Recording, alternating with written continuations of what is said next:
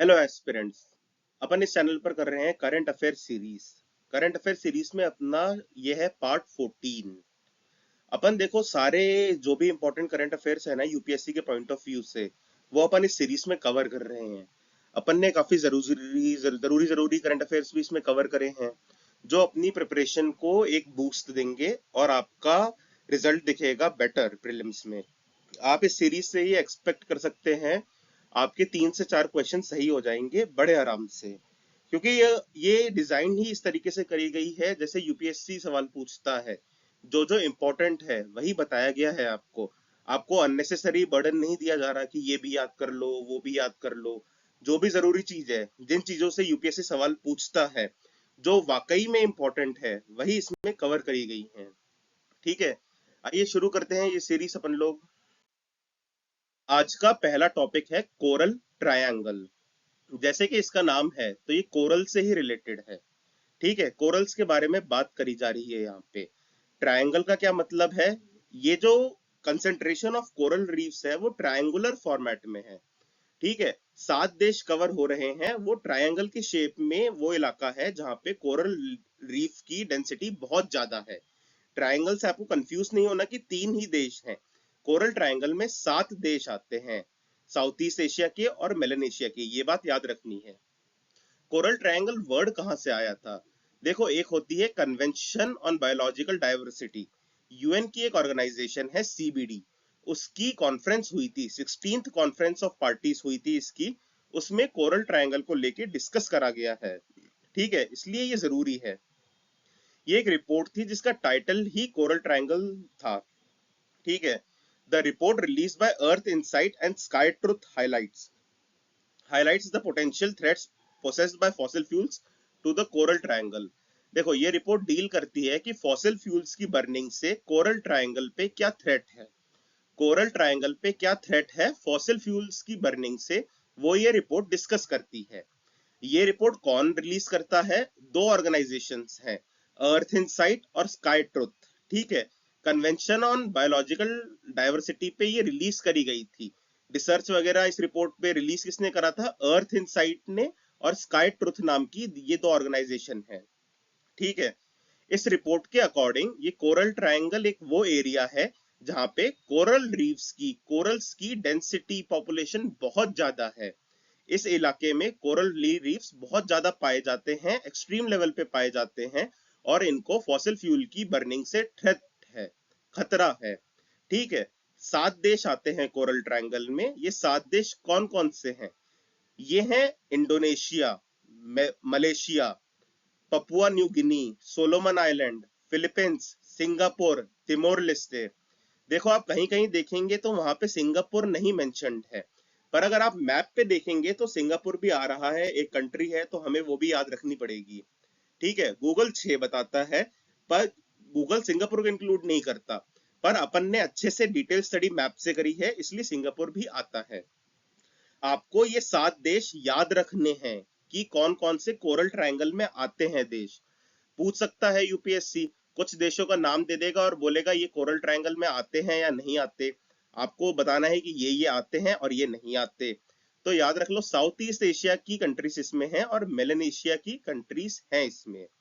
देखो, ये Melanesia, Polynesia, Micronesia आपने सुना होगा, ये पैसिफिक ओशन के आइलैंड ग्रुप्स हैं। जब अपन वर्ल्ड मैप वाली सीरीज करेंगे उसमें अपन क्लियरली पढ़ेंगे कि ये क्या है। ठीक है, it is one of the most biodiverse region in the world. ठीक है, देखो, कोरल रीफ्स की जो बायोडाइवर्सिटी होती है वो ट्रॉपिकल रेन फॉरेस्ट से भी ज्यादा मानी जाती है। कोरल रीफ की बायोडाइवर्सिटी ट्रॉपिकल रेन फॉरेस्ट से भी ज्यादा मानी जाती है, ये बात याद रखनी है। ज्योग्राफी का, इकोलॉजी का सवाल बनता है ये कि किस रीजन में ज्यादा बायोडाइवर्सिटी है, रेन फॉरेस्ट में या फिर कोरल रीफ में। कोरल रीफ में रेन फॉरेस्ट से ज्यादा बायोडाइवर्सिटी होती है। प्रीलिम्स का सवाल है, मैंने आपको यही बता दिया मजे मजे में। ठीक है, देखो इस स्लाइड से क्या क्या पूछ सकता है यूपीएससी। कोरल ट्रायंगल क्या है? एक इलाका है जहां पे बहुत ज्यादा कोरल रीफ्स हैं। ठीक है, ये इलाका कहाँ पर है? ये इलाका साउथ ईस्ट एशिया और मेलेनेशिया में है। कौन कौन से ओशंस में पड़ता है? इंडियन ओशन और पैसिफिक ओशन में पड़ता है ये इलाका। ठीक है, कौन कितने देश आते हैं? 7 देश आते हैं कोरल ट्रायंगल में। कौन है वो देश? Indonesia, Malaysia, Papua New Guinea, Solomon Island, Philippines, Singapore और तिमोर लेस्टे। ठीक है। तिमोर लेस्टे आजकल न्यूज में है, अपनी एम्बेसी भी खुली है तिमोर लेस्टे में। तिमोर लेस्टे की कैपिटल भी दिल्ली ही है, तो ये भी आजकल न्यूज में है, तो याद रखना। ठीक है। फिर पूछ लेंगे ये रिपोर्ट कहाँ पेश हुई थी? ये report convention on biological diversity की 16th कॉन्फ्रेंस ऑफ पार्टीज में पेश हुई थी, रिलीज हुई थी। ये कौन रिलीज करते हैं? दो ऑर्गेनाइजेशन कौन है जो ये रिसर्च वगैरह करते हैं? ये हैं अर्थ इनसाइट और स्काई ट्रुथ। ठीक है। इस रिपोर्ट में बोला क्या गया था कि कोरल ट्रायंगल में जो कोरल रीफ्स है ना, उनको क्या थ्रेट है फॉसिल फ्यूल से, वो डिस्कस करा गया है इस रिपोर्ट में। ये देखो, ये जो कोरल ट्रायंगल है ना, ये वर्ल्ड की 76% कोरल स्पीशीज को होस्ट करते हैं। जो ये कोरल ट्रायंगल है ना, इन 7 देशों के आसपास, यहाँ पे 76% वर्ल्ड की कोरल रीफ मिलती है। ठीक है। अब अपन ने पढ़ा था बायोडाइवर्सिटी बहुत रिच है इस इलाके की, तो यहाँ पे 2000 से ज्यादा वैरायटी की कोरल फिशेस मिलती हैं, 7 से ज्यादा मैराइन टर्टल स्पीशीज मिलती हैं। तो देखो बायोडाइवर्सिटी में कितना रिच है ये सपोर्ट करता है 120 मिलियन पीपल को, जो इस पे डिपेंडेंट है फूड के लिए, इनकम के लिए। ठीक है। इसलिए ये habitat critical for marine diversity है। ठीक है। इसलिए इसको अमेजन ऑफ द सीज भी कहा जाता है। यूपीएससी से क्या क्या सवाल आ सकते हैं? 3/4 of the world coral species कहां पर है? कोरल ट्रायंगल में है। यूपीएससी पूछ सकता है 50%, half of the coral species है कोरल ट्रायंगल में। नहीं, 76% है। 2000 से ज्यादा कोरल फिशेस है, 7 से ज्यादा मराइन टर्टल की स्पीशीज है। कितने लोगों को ये रोजगार देता है, खाना देता है, वो इतना इंपॉर्टेंट नहीं है। अब मोस्ट इंपॉर्टेंट है, अमेजन ऑफ द सीज किसे कहा जाता है? Amazon of the seas coral triangle को कहा जाता है। Amazon of the seas coral triangle को कहा जाता है, ये बात हमें रखनी है याद। बहुत इंपॉर्टेंट बात है ये। Amazon of the seas coral triangle को कहा जाता है। अब अपना अगला टॉपिक है ज़ॉम्बी वायरस। देखो, ज़ॉम्बी वायरस क्यों बोलते हैं? जैसे ज़ॉम्बी होता है ना, उससे अपने को बहुत ज्यादा डर लगता है। अपन डरते हैं, अरे ज़ॉम्बी आ जाएगा फिर हम क्या करेंगे, अरे ज़ॉम्बी आ जाएगा फिर हमें कौन बचाएगा। वैसे ही ये वायरस आ जाएगा तो हम क्या करेंगे, हमें कौन बचाएगा? हम इतने निहत्ते, हम इतने हेल्पलेस क्यों हैं इस वायरस के सामने? क्योंकि ये एक तरह का नया वायरस है। हमें कुछ डिटेल्स ही नहीं है इस वायरस के बारे में। हमें कुछ पता ही नहीं है इस वायरस के बारे में, कोई वैक्सीन नहीं है, कोई इलाज नहीं है। ये वायरस कैसा है, क्या है, कितना डेंजरस है ह्यूमंस के लिए, हमें कुछ भी नहीं पता। इसलिए हम डरते हैं, इसलिए इसका नाम अपन ने ज़ॉम्बी वायरस दे दिया है। ज़ॉम्बी वायरस मिलता कहाँ है? देखो, नॉर्थ पोल के आसपास जो इलाके हैं ना, मतलब नॉर्थ पोल के आसपास जो भी लैंड है, उस लैंड में ये वायरस मिलता है। और वो लैंड स्नो से कवर्ड है, पिछले कई हजार सालों से, हजारों सालों से, आइस एज से वो लैंड कवर्ड है। किससे? स्नो से। उस स्नो को परमाफ्रॉस्ट कहा जाता है। तो परमाफ्रॉस्ट के नीचे जो भी वायरस है ना, सॉइल है, सॉइल में मिट्टी है, मिट्टी में वायरस होते हैं, तो उन वायरस को ज़ॉम्बी वायरस कहा गया है। तो ज़ॉम्बी वायरस का क्या सीन है भैया? हमें कुछ पता ही नहीं, क्योंकि वो तो अभी तक हमें मिला ही नहीं, रिसर्च होगी। पर उससे कोरोना जैसा खतरा आ सकता है, बहुत लोग बीमार हो सकते हैं, तो बहुत डेंजर हो सकता है, इसलिए उसे ज़ॉम्बी वायरस कहते हैं। ठीक है। Zombie viruses are that can remain viable for tens of thousands of years encased in the foreign soil, frozen soil in the permafrost region, which covers nearly 20% of Earth's northern hemisphere. देखो, permafrost reason लगभग 20% reason पे covered है अर्थ के northern hemisphere में। They have the potential to unleash deadly strains of the diseases that the present population is not equipped to handle. ठीक है। The threats has increased since rising temperature due to global warming started melting the permafrost regions. देखो, वो ये खतरा क्यों बढ़ रहा है? जो परमाफ्रॉस्ट रीजन है ना, ग्लोबल वार्मिंग की वजह से वहां की बर्फ पिघल रही है, वहां की बर्फ पिघल रही है, तो फिर वो सॉइल एक्सपोज हो रही है। एक्सपोज हो रही है वो सॉइल, तो सॉइल के बैक्टीरिया, वायरस भी एक्सपोज हो रहे हैं, तो उससे हमें खतरा भी तो हो सकता है। ठीक है। ये बात याद रखनी है। अब याद रखना है कि परमाफ्रॉस्ट रीजन नॉर्दर्न हेमिस्फीयर में ही है। ज़ॉम्बी वायरस का खतरा नॉर्दर्न हेमिस्फीयर में, अंटार्कटिका में नहीं है, सदर्न हेमिस्फीयर में नहीं है, साउथ पोल पे नहीं है, याद रखना ये बात। Zombie viruses also called Methuselah virus after the biblical figure. देखो, बाइबल में एक फिगर है मेतुसेला, मतलब जॉम्बी जैसा एक राक्षस है बाइबल में, मेतुसेला। तो जॉम्बी वायरस को मेतुसेला वायरस भी कहते हैं। ठीक है, have already been isolated by researchers who have raised concerns about a new global emergency। तो साइंटिस्ट रिसर्चर्स बोल रहे हैं कि अरे फ्यूचर में दोबारा पेंडेमिक आ सकता है कोविड जैसा, तो हमें बच के रहना है, हमें इक्विप्ड रहना है। देखो जॉम्बी वायरस को मेटुसिला वायरस भी कहते हैं। मेटुसिला बाइबल का एक फिगर है, मतलब राक्षस है बाइबल का, ऐसे याद रख लेना।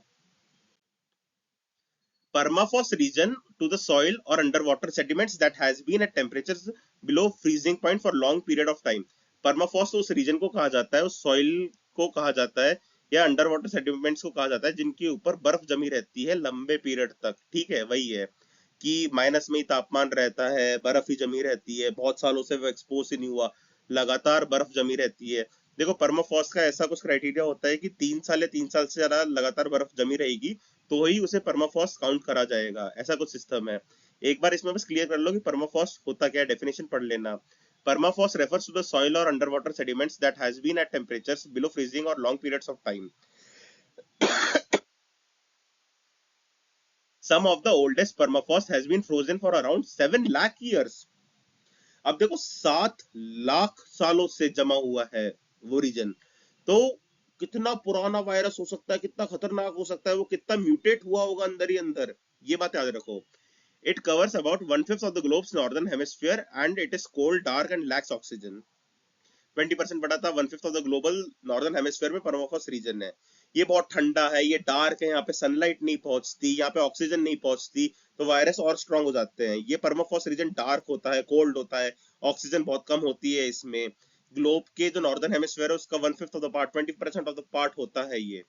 ठीक है, this makes permafrost excellent at preserving biological materials. ठीक है, तो इतनी ठंड है तो कुछ खराब तो होता ही नहीं, तो वायरस मरा नहीं, वायरस जिंदा ही है वो। Last year scientist brought microscopic worms back to life after they were frozen in the Siberian permafrost for 46,000 years। Siberia में जो परमाफ्रॉस्ट था ना, साइबेरिया रशिया वाला इलाका, वहां पे जो माइक्रोस्कोपिक वॉर्म्स थे, छोटे छोटे वॉर्म्स थे, उनको वापस बैक टू लाइफ लाए हैं साइंटिस्ट स्टडी करने के लिए कि ज़ॉम्बी वायरस और कितना खतरनाक होता है इनके कंपैरेटिवली, क्या हम वैक्सीन बना सकते हैं। स्टडी करने के लिए साइंटिस्ट बैक टू लाइफ लाए हैं साइबेरियन परमाफ्रॉस्ट से माइक्रोस्कोपिक वॉर्म्स को, जो 46,000 ईयर्स पुराने हैं। सोच लो कितने पुराने हैं। अब फिर अपना अगला टॉपिक आता है कंटेम्प्ट ऑफ कोर्ट। कोर्ट की हमने अवमानना करी, ऐसे कुछ हिंदी में बोलते हैं, मेरे को करेक्ट वर्ड तो पता नहीं, पर कंटेम्प्ट ऑफ द कोर्ट है। ये करंट अफेयर्स में इसलिए क्योंकि प्रशांत भूषण को कुछ 1 रुपए का फाइन वगैरह हुआ था कंटेम्प्ट ऑफ द कोर्ट में लेके, तो बड़ा मतलब इंटेलेक्चुअल्स के बीच में डिस्कशन हुआ था, तो यूपीएससी सवाल पूछ सकता है, तो अपन पढ़ रहे हैं। देखो सुप्रीम कोर्ट होता है ना, सुप्रीम कोर्ट के आर्टिकल होते हैं 124 से शुरू। आर्टिकल 129 क्या कहता है? Supreme Court shall be a court of record and shall have all the powers of such a court including the power to punish for contempt of itself. Article 129 क्या कहता है? आर्टिकल 129 कहता है सुप्रीम कोर्ट एक court of record है। Article 129 कहता है Supreme Court एक कोर्ट ऑफ रिकॉर्ड है। मतलब कोर्ट ऑफ रिकॉर्ड का मतलब होता है कि जितनी भी प्रोसीडिंग्स होंगी सुप्रीम कोर्ट की, जो भी गवाही होगी या मतलब जो भी जजमेंट दी जाएगी ना, उसको हम प्रिजर्व करेंगे। कोर्ट में जो भी कार्रवाई होगी, जो भी जजमेंट आएगी, जो भी कोर्ट बोलेगा, उसे हम प्रिजर्व करेंगे। क्यों प्रिजर्व करेंगे? सिमिलर केसेस में गाइडेंस लेने के लिए फ्यूचर मामलों में। देखो 2000 काफी सारे केसेस आपने देखे होंगे कि उस कोर्ट केस का हवाला दिया गया, 1938 के केस का हवाला दिया गया, 94 के केस का हवाला दिया गया, एसआर बोम्मई केस का हवाला दिया गया गवर्नर्स रूल में। तो ऐसे ऐसे काफी हवाले दिए जाते हैं ना, तो वो supreme court court of record है। जो भी बातचीत होगी सुप्रीम कोर्ट में, जजमेंट आएगी, जजेस कुछ अपनी ओपिनियन देंगे, कुछ डिस्कस करेंगे, वो प्रिजर्व करा जाएगा रिकॉर्ड्स में। कौन सी लैंग्वेज में प्रिजर्व करा जाएगा? इंग्लिश में प्रिजर्व करा जाएगा, हिंदी में नहीं। सुप्रीम कोर्ट में जो भी कोर्ट ऑफ रिकॉर्ड में जो रिकॉर्ड्स स्टोर करे जाएंगे ना, वो इंग्लिश में स्टोर करे जाएंगे, जिससे सब लोगों तक, साउथ तक, नॉर्थ ईस्ट तक जा सके, वो आराम से सब इंटरप्रेट कर सके, लोकल जजेस को प्रॉब्लम नहीं हो इसलिए। ठीक है, तो कोर्ट ऑफ रिकॉर्ड के साथ ही कहा गया है कि अगर कोई भी अवमानना कर रहा है, कोर्ट की बात नहीं मान रहा, या कोर्ट को कुछ बुरा भला बोल रहा है, कोर्ट को स्कैंडलाइज कर रहा है, कोर्ट की प्रोसीडिंग्स के बीच में आ रहा है, तो उसे कंटेम्प्ट बोला जाएगा कि तुम कोर्ट को परेशान कर रहे हो, तुम कोर्ट की बात नहीं मान रहे, तो उस कंटेम्प्ट के लिए पनिश कर दिया जाएगा, उसे ही कहते हैं contempt of court. Article 129, the Supreme Court shall be a court of record and shall have all the powers of such a court, including the power to punish for contempt of itself. The judgment, proceedings, and acts of the Supreme Court are recorded for perpetual memory and testimony. Judgment, proceeding, act जो भी supreme court के होते हैं ना, वो memory के लिए रखे जाते हैं, परपेचुअल मेमोरी के लिए और टेस्टिमनी के लिए. These records are admitted to be evidentiary value and can not be questioned when produced before any court. जैसे सुप्रीम कोर्ट ने उस केस में वो बोला था, तो किसी भी कोर्ट में पेश करोगे सबको माननी पड़ेगी, क्योंकि सुप्रीम कोर्ट गलती नहीं करता. पहले सेम मामले में, सिमिलर मामले में सुप्रीम कोर्ट ने कुछ जजमेंट दी, तो वही जजमेंट उन सब सिमिलर मामलों में चलेगी. हाई कोर्ट इसको रद्द नहीं कर सकता. हाई कोर्ट बोल नहीं सकता कि सुप्रीम कोर्ट ने गलत जजमेंट दी थी, हम नहीं मानेंगे, हम इसी टाइप के केस में कुछ और जजमेंट सुनाएंगे. ये हाई कोर्ट नहीं बोल सकता. ठीक है, सबऑर्डिनेट कोर्ट, ट्रिब्यूनल कोई नहीं बोल सकता. They are recognized as legal precedents and legal references.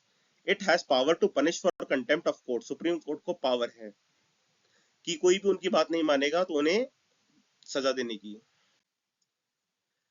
1991 में सुप्रीम कोर्ट ने बोला था कि मेरे कंटेम्प्ट की सजा तो मैं दूंगा ही, साथ ही साथ जुडिशरी के किसी भी पार्ट को तुम कंटेम्प्ट करोगे उसकी सजा भी मैं दूंगा. चाहे तुम हाई कोर्ट का कंटेम्प्ट करो, सबऑर्डिनेट कोर्ट का कंटेम्प्ट करो, या किसी ट्रिब्यूनल तक का कंटेम्प्ट करोगे ना, उसकी सजा भी मैं दूंगा. ये 1991 में बोला था सुप्रीम कोर्ट ने. In 1991, the Supreme Court has ruled that it has power to punish for contempt not only of itself but also of high courts, subordinate courts and tribunals. Same power high court के पास भी होती है, पर high court सिर्फ खुद के contempt की सजा दे सकता है. हाई कोर्ट सिर्फ खुद के कंटेम्प्ट की सजा दे सकता है. हाई कोर्ट सुप्रीम कोर्ट के कंटेम्प्ट की सजा नहीं दे सकता. हाई कोर्ट सबऑर्डिनेट कोर्ट या ट्रिब्यूनल के कंटेम्प्ट की सजा नहीं दे सकता. जैसे आर्टिकल 129 में सुप्रीम कोर्ट के पास पावर होती है कंटेम्प्ट की सजा देने की, आर्टिकल 129 के तहत ही supreme court court of record होता है. वैसे ही आर्टिकल 215 के तहत high court court of record होता है और वो अपने कंटेम्प्ट की सजा दे सकता है. Article 215, High Court shall be the court of record and shall have all the powers of such a court, including the powers to punish for contempt of itself. याद रखिएगा ये दोनों आर्टिकल. और 1991 की जजमेंट ऑफ सुप्रीम कोर्ट भी UPSC articles भी पूछ सकती है. ये 1991 की जजमेंट भी पूछ सकती है.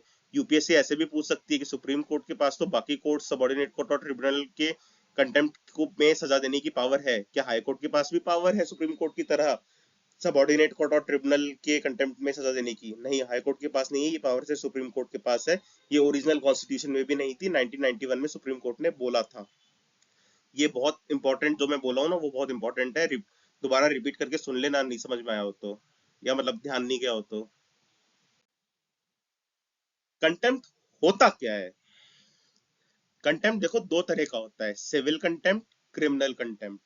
सिविल कंटेम्प्ट तो होता है कि आप कोर्ट के ऑर्डर को मान नहीं रहे, या कोर्ट में आपने कुछ अंडरटेकिंग दी थी आप उसको फुलफिल नहीं कर रहे. सिंपली कोर्ट ने आपको कुछ करने को बोला तो आप उसे मान नहीं रहे, तो उसे सिविल कंटेम्प्ट कहते हैं. क्रिमिनल कंटेम्प्ट होता है सबसे खतरनाक भयंकर चीज, कि आप स्कैंडलाइज कर रहे हो कोर्ट को. आप बोल रहे हो जज करप्ट है, आप अथॉरिटी कम कर रहे हो, आप बोल रहे हो सुप्रीम कोर्ट क्या कर सकता है, आप पहले से बोल रहे हो प्रिजुडाइज लगा रहे हो या इंटरफेयर कर रहे हो कोर्ट के मामले में. आप ऐसे हरकतें कर रहे हो कि सुप्रीम कोर्ट देखना इस मामले में यही बोलेगा, सुप्रीम कोर्ट तो है ही ऐसा. या इंटरफेयर कर रहे हो कोर्ट की प्रोसीडिंग्स में. कोर्ट ने कुछ ऑर्डर दिया है और आप उसमें जाके प्रॉब्लम कर रहे हो. कोर्ट ने कहीं की इन्वेस्टिगेशन के बारे में बोल रहा है और वहां पे आप जाके ऑब्स्ट्रक्शंस कर रहे हो, चीजें मतलब उल्टी हरकतें कर रहे हो, तो कभी मत करना. या आप इंटरफेयर कर रहे हो, ऑब्स्ट्रक्ट कर रहे हो administration of justice in any other matter. आप जुडिशियल प्रोसीडिंग्स में प्रॉब्लम क्रिएट कर रहे हो. आप गवाह को आने ही नहीं दे रहे कोर्ट तक. ठीक है, कोर्ट ने किसी को गवाह के रूप में बुलाया है कोर्ट में और आप उसे रोक रहे हो, आने ही नहीं दे रहे. या आप कोर्ट में जाके धरना दे रहे हो, चिल्ला रहे हो, जज पे जूता मार दिया. ठीक है, ऐसे ऐसे होती है ना चीजें, तो ये सब नहीं करनी, कभी भी मौत हो जाएगी तुम्हारी. या फिर किसी भी टाइप से आप जस्टिस में प्रॉब्लम क्रिएट कर रहे हो, उसे क्रिमिनल कंटेम्प्ट कहा जाता है. Civil contempt means willful disobedience to any judgment, order, writ, or other process of a court, or willful breach of an undertaking of itself. Criminal contempt means the publications of any matter or doing an act. Publications, आप मतलब पर्चा छाप दिया आपने, poster लगा दिए, newspaper में article दे दिया, सोशल मीडिया पे ब्लॉग लिख दिया, पोस्ट डाल दी इंस्टाग्राम पे, आप फंस जाओगे. Scandalize or lowers the authority of court, prejudices or interferes with the due course of judicial proceedings, interferes or obstructs the administration of justice in any other matter.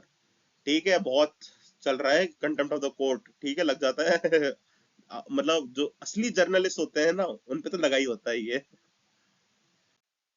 देखो फिर आता है जॉर्डिस रेजोल्यूशन। ये कोई रेजोल्यूशन नहीं है जॉर्डिस का, मतलब कोई जॉर्डिस नाम का बंदा है उसने प्रतिज्ञा ले ली तो कॉन्सेप्ट बन गया जॉर्डिस रेजोल्यूशन, नहीं। ये देखो जॉर्डिस रेजोल्यूशन क्या है, जॉर्डिस रेजोल्यूशन एक शिप है। किसकी शिप है? यूएसए की शिप है। यूएसए की शिप ने करा क्या है, यूएसए की शिप ने खुदाई करी है, ड्रिलिंग करी है। कहाँ ड्रिलिंग करी है? अटलांटिक ओशन में ड्रिलिंग करी है। अटलांटिक मैसिव नाम की एक पहाड़ी है समुद्र के अंदर, उस पर ड्रिलिंग करी है।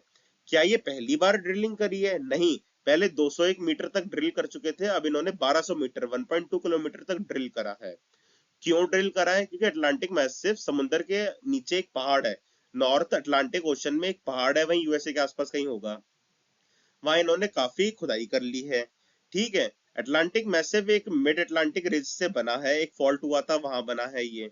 अब यहाँ पे खुदाई क्यों करी, ये जगह स्पेशल क्यों है? क्योंकि इन लोगों का मानना है कि उस सिटी पे, उस वहां पे उस एरिया में एक सिटी है, लॉस्ट सिटी है। जैसे अपनी द्वारका है ना, बेट द्वारका, वो समुद्र के नीचे एक लॉस्ट सिटी है। वैसे ही इन लोगों का मानना है कि वहां पे एक लॉस्ट सिटी है समुद्र के नीचे। उस सिटी का नाम क्या है? Hydrothermal field. हाइड्रोथर्मल फील्ड, उस सिटी का नाम क्या है? Hydrothermal field. तो उसमें खोज करने के लिए खुदाई करी है। किस प्रोग्राम के तहत ये ड्रिलिंग करी है? इंटरनेशनल ओशन प्रोग्राम के तहत ड्रिलिंग करी है।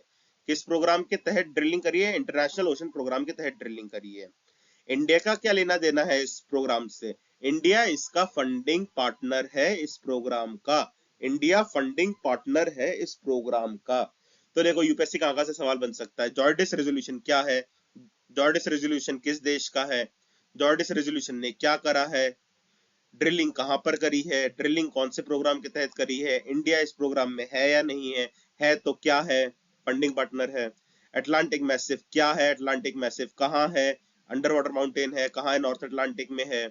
ये कैसे बना माउंटेन? ये अटलांटिस ट्रांसफॉर्मेशन फॉल्ट से, मिड अटलांटिक रिज से बना था ये। ठीक है, अब यहाँ पे क्यों ड्रिलिंग कर रहे हैं? एक लॉस्ट सिटी ढूंढने के लिए। उस लॉस्ट सिटी का नाम क्या है? हाइड्रोथर्मल फील्ड है ये। ठीक है, पावर्ड बाय प्रोसेस कॉल्ड सरपेंटाइजेशन, ऐसे कुछ है इसका। ठीक है, तो अब एक बार आप रीड कर लेते हैं जल्दी से। जॉर्डिस resolution. Scientists on US vessel Jordis Resolution have drilled around 1.2 km below the Atlantic Massive, surpassing the previous drilling depth of 201 meter. Drilling was done under International Ocean Program. India is the funding partner of this program. The Atlantic Massive is a large underwater mountain in the North Atlantic. 30 degree north पे है ये, rising 4000 metres from the sea floor, acting as a major oceanic core complex situated along the mid-Atlantic ridge. Atlantic Massive mid Atlantic ridge पे है, Atlantic Massive mid Atlantic ridge पे, Northern Atlantic Ocean में, near the Atlantis Transformation Fault. Atlantic Massive mid Atlantic ridge पे है, Atlantis Transformation Fault के पास. It is characterized by tectonic uplift from that exposes mantle rock to sea water. ठीक है, mental rock को peridotite भी कहते हैं, ये भी याद रख लेना, कहीं पूछ ले UPSC. It is famous for hosting the lost city hydrothermal field, powered by a process called serpentinization. Serpentinization का प्रोसेस से ये पावर्ड है, ये लॉस्ट सिटी हाइड्रोथर्मल फील्ड, याद रखना। चलो आज का आखिरी टॉपिक है एंटिटी लॉकर। जैसे डिजी लॉकर होता है ना, जिसमें अपन अपनी सारी डिटेल्स रख सकते हैं, अपने पासपोर्ट रख सकते हैं, अपने 10th की मार्कशीट रख सकते हैं, अपने सारे डॉक्यूमेंट्स रख सकते हैं, voter ID card, passport, PAN card, driving licence, Aadhaar card, वो हर जगह मान्य है, आप कहीं भी दिखा सकते हैं, सब उसको मानेंगे। एक जगह आपके रह जाएंगे, फिर आप उससे अलग अलग सर्विसेज भी ले सकते हैं। जैसे डिजी लॉकर तो सिटीजन्स के लिए है, हर नागरिक के लिए है। एंटिटी लॉकर बिजनेसेस के लिए है, फर्म्स के लिए है। ठीक है, कंपनियों के लिए है, एंटिटीज के लिए है, इसलिए नाम है entity locker. It is a digital platform design to help organizations manage their documents securely and efficiently. ठीक है, यही है ऑर्गेनाइजेशंस के लिए, ताकि वो अपने मैनेज कर सके डॉक्यूमेंट्स। आप अपनी कंपनी का कुछ भी सामान रख सकते हैं उसमें, जैसे रजिस्ट्रेशन सर्टिफिकेट रख सकते हैं, अपने सारे सर्टिफिकेट्स रख सकते हैं, सब कुछ रख सकते हैं। It is similar to DigiLocker which is aimed at individuals, but entity locker focuses specially on businesses. Including large corporation, startups and small and medium enterprises. Business मतलब बिजनेस, चाहे रिलायंस कंपनी हो या मेरी छोटी सी company हो, मेरी पान की दुकान हो, ठीक है। स्टार्टअप्स के लिए भी है, एमएसएमई सेक्टर के लिए भी है, हर कॉर्पोरेशन, हर बिजनेस, हर एंटिटी के लिए है entity locker. DigiLocker is an Indian digitalization online service provided by Ministry of Electronics and IT. DigiLocker MIT नाम की मिनिस्ट्री निकालती है, ministry of electronics and IT. तो एंटिटी लॉकर भी यही मिनिस्ट्री निकालती है, ministry of electronics and IT. Commerce वाली में मत चले जाना, फाइनेंस में मत चले जाना। कौन सी मिनिस्ट्री एसोसिएटेड है एंटिटी लॉकर से? Ministry of information and technology. वो कॉमर्स एंड इंडस्ट्री नहीं है, याद रखना, एमएसएमई वाली भी नहीं है। मिनिस्ट्री पूछ लेना, यूपीएससी एग्जाम में हमेशा गलत देती है मिनिस्ट्री, तो कंफ्यूज मत करना, सही पता होगी, ट्रिक वगैरह के चक्करों में मत जाना, तमीज से पढ़ के जाना, तभी प्रीलिम्स निकलेगा, तुक्कों से नहीं निकलता। Entity locker, it is a secure cloud-based solution that simplifies the storage, sharing, and verification of documents for a wide range of entities, including large organizations, corporations, micro, small and medium enterprises, MSME, trust, startups, societies. Societies भी इसका इस्तेमाल कर सकती है, trust भी इसका इस्तेमाल कर सकती है। It is designed to transform the management and verification of business organization documents. एक तरीके से मॉडर्न टेक्नोलॉजी की तरफ जा रहे हैं, इनोवेशन हो रहा है, मैनेजमेंट हो रहा है और वेरिफिकेशन हो रहा है। एंटिटी लॉकर पे मतलब वो वेरीफाइड डॉक्यूमेंट है। The platform is crucial component of India's digital public infrastructure, aligning with the vision of the union budget 2024-25 के बजट में बोला गया था, for enhance digital governance and ease of doing business. देखो एंटिटी लॉकर से digital governance बढ़ेगी, ease of doing business बढ़ेगा। It is built on a robust technological framework that integrates with the multiple government and regulatory systems. Government system से भी regulate करेगा। ये offer क्या क्या करता है, ये ऑफर क्या क्या करता है? Real time access and verification of documents through integration with government databases, consent based mechanisms for securing sharing of sensitive information. आपको कौन सी इंफॉर्मेशन पब्लिक करनी है उस एंटिटी लॉकर पे, वो भी आप देख सकते हैं। Aadhaar authenticated role based access management to ensure accountability, कि कौन किस चीज को एक्सेस कर सकता है, वो आधार ऑथेंटिकेशन बेस्ड होगा। 10 GB का आपको स्टोरेज वगैरह दिया जाएगा, ये तो फालतू की बातें हैं। Legally valid digital signatures for authenticating documents, आप अपना लीगल सिग्नेचर बना सकते हैं डिजिटल फॉर्मेट में, वो एक इसका स्पेशल बेनिफिट है। और क्या क्या बेनिफिट है? Streamlining document sharing and access with partners and stakeholders. आपको किसी को डॉक्यूमेंट्स भेजने होते हैं, आप फोन से फोटो खींच के भेजेंगे, आप अपने डिजी लॉकर से भेज देंगे, तो उसको भी लगेगा वेरीफाइड है और उसके पास अच्छे से पहुंच भी जाएगा। Built in feature simply adherence to regulations and reporting requirements, regulations वगैरह सब कर सकते हैं, आपको रिक्वायरमेंट फुलफिल करने में आसानी रहेगी। आप अकाउंटेबिलिटी इंश्योर कर सकते हैं, ट्रैक कर सकते हैं अपने डॉक्यूमेंट रिलेटेड एक्टिविटीज को। Consolidated storage and security to reduce administrative overhead, मतलब आपको फोटोकॉपी वगैरह देनी होगी, एडमिनिस्ट्रेटिव ओवरहेड बढ़ेगा, तो ये डिजिटल वे में हो जाएगा, तो ये आसान होगा। मिनिमाइजेस डॉक्यूमेंट प्रोसेसिंग टाइम, ये बहुत फास्ट होगा, एआई भी इसमें इंप्लीमेंट करेंगे तो और फास्ट डॉक्यूमेंट का प्रोसेसिंग होगी। ऑपरेशनल बॉटलनेक्स, मतलब काम अटक जाता था, फाइल खो गई, फाइल घूम रही है, नहीं, कंप्यूटर बेस्ड काम होगा, जल्दी काम होगा। Seamless integration with government organizations, हर ऑर्गेनाइजेशन से सीमलेस इंटीग्रेशन होगा, इसका कोई दिक्कत की बात नहीं है। ये प्रोवाइड करेगा seamless integration with system such as ministry of corporate affairs, goods and services tax network and directorate general of foreign trade. Ministry of corporate affairs से ये इंटीग्रेटेड होगा, आएगा तो ministry of electronics and information technology के अंदर ही। तो अब GST का काम भी आसान हो जाएगा, फॉरेन ट्रेड का काम भी आसान हो जाएगा, कॉर्पोरेट अफेयर्स का काम भी आसान हो जाएगा। ये एक सीमलेस सिंगल विंडो टाइप का प्लेटफॉर्म बना रहा है, ease of doing business promote करने के लिए, ease of doing business promote करने के लिए। ये सपोर्ट करता है केसेस इंक्लूडिंग, मतलब वेंडर का वेरिफिकेशन हो रहा है तो वो आसानी से हो जाएगा। एमएसएमई में एफएसएसआई की जो भी गाइडलाइंस कंप्लायंस के डॉक्यूमेंट्स होंगे, जीएसटी से रिलेटेड, फॉरेन ट्रेड से रिलेटेड, या एनुअल फाइलिंग जो होती है कॉर्पोरेट की, उसमें भी सब आसान रहेगा। वही ये चीज आसान करने के लिए ये। देखो डिजी लॉकर क्या है, एक बार डिजी लॉकर भी जल्दी से देख लेते हैं। DigiLocker is a flagship initiative of ministry of electronics and IT under digital India programme. देखो DigiLocker digital India programme के अंदर आया था। DigiLocker digital India programme के अंडर आया था। ये मिनिस्ट्री ऑफ इलेक्ट्रॉनिक्स का इनिशिएटिव है, ठीक है, याद रखना। डिजीलॉकर एम्स करता है डिजिटल एम्पावरमेंट पे of a citizen by providing access to authentic digital documents to citizens digital document wallet, पता ही है आपको, ठीक है। The issued document in DigiLocker system are deemed to be at par with original physical documents. As per rule 9A of the IT act. IT rules जो है ना, उसके तहत जैसे आप एयरपोर्ट पे गए, आपको आईडी दिखा के अंदर जाना होता है ना, फिजिकल आईडी दिखा के। आप डिजी लॉकर में भी आईडी दिखा सकते हैं, उसकी भी वैलिडिटी रहेगी। ठीक है। जो फिजिकल डॉक्यूमेंट की ऑथेंटिसिटी है वही डिजिटल वाले की भी रहेगी। ये आईटी रूल्स में स्पेसिफाई करा गया है। कौन सा आईटी रूल्स में स्पेसिफाई करा गया है? IT rules 2016। ठीक है, किसी एक्ट में नहीं कहा गया है, ये बात आईटी रूल्स 2016 में कहा गया है। बेनिफिट क्या होगा सिटीजन्स को? इंपॉर्टेंट डॉक्यूमेंट्स कहीं भी मिल जाएंगे, खोने का दिक्कत नहीं है, डिजी लॉकर आप कहीं से भी एक्सेस कर सकते हो बस पासवर्ड डाल के।